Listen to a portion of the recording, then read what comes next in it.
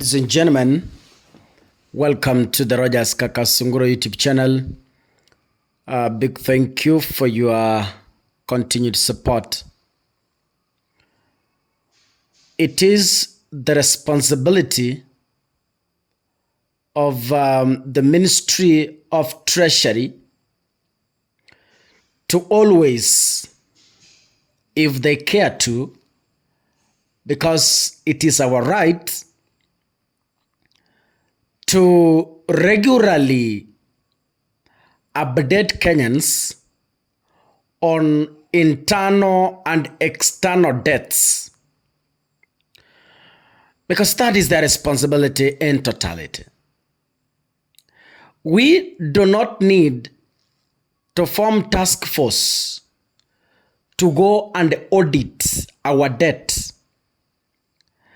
At sasa we must form a task force to go to Uganda and ask Museveni, how much debt does Kenya owe him?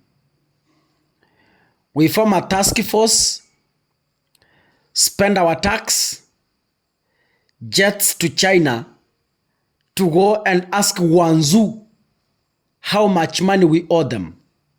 It is a wastage of time and public resources. So it's entirely because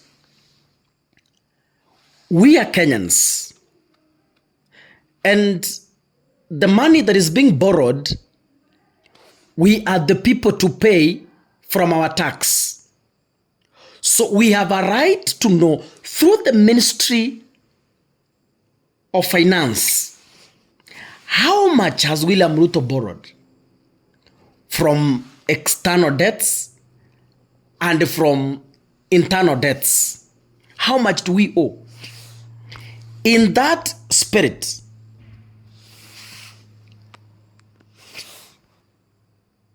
the Treasury Cabinet Secretary, John Mbadi,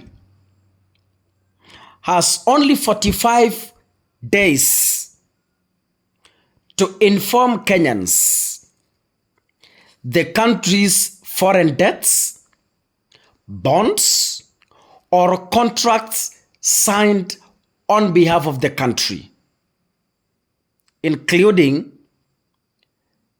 the Adani deal and others. This has come after the High Court ruled on the matter that has been in the public domain since the signing of the contract to build the standard gauge railway. In the ruling, because I have the documents here, the High Court Judge Lawrence Mugambi today, Mbadi and the Attorney General were jointly directed to provide the information and explanation to all Kenyans concerning how the funds raised from the sovereign bonds were or have been spent. Now, the big question here is, will they be able to honor the summons? Will they be bold enough to tell us how much we've borrowed? Will they be courageous enough to do so? Because we know there is some money that has been borrowed and it has ended into people's pockets. We have money that has been borrowed and it has bought land for some people. It has built houses for some public servants. It has opened farms for people somewhere. So will John Mbadi this time round, as the CS cabinet and a man who came from ODM as an expert, will he be able to put in black and white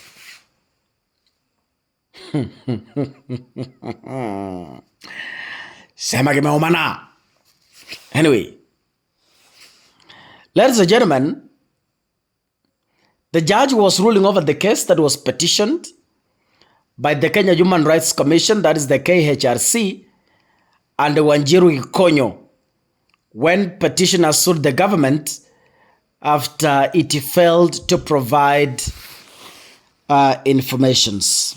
I want to read part of the Mugambi's ruling, and this is what he was telling the country. The court has now ordered the state to provide within 45 days details of all debt agreements made on behalf of Kenya, information on sovereign bonds, and breakdown of expenditure of all borrowed funds. Hapa kitaumana. Hapa kitarambana. Justice Mugambi further compelled the CS to provide the information, noting that their reasons as the defense were not justifiable. Mugambi said records in the public only provide records and proposals for borrowing and not records of what has already been borrowed. Mugambi termed refusal by the state to supply the information sought as a violation of the right of access to information and the principle of openness and accountability in the financial matters. I want to read. This shall be information on all sovereign bond agreements signed by the government of the Kenya and any bond that contains the terms and conditions in case of default as set out in the said letter. If Mbadi and the AG fail to provide the information, then according to the judge, they will have violated the principle of openness and financial accountability in matters of public finance. Okay?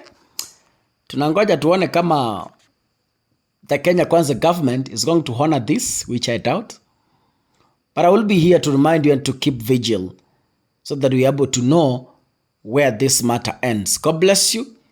If you're watching this video, we are ending the year 2024. Kindly, the only way you are able to support Kakasungura is by clicking the subscribe button. This December, asante kwa wale mnanipatia biashara, my fans from the US, wale ambao wanasupporti Kaka, those who value my work, wale mumenituma kwa sherehe mbalimbali kuwafanyia video, ninashukuru sana, na zingine ziko online. Quality is expensive. Invest in something. If you love Kaka, invest in what he does.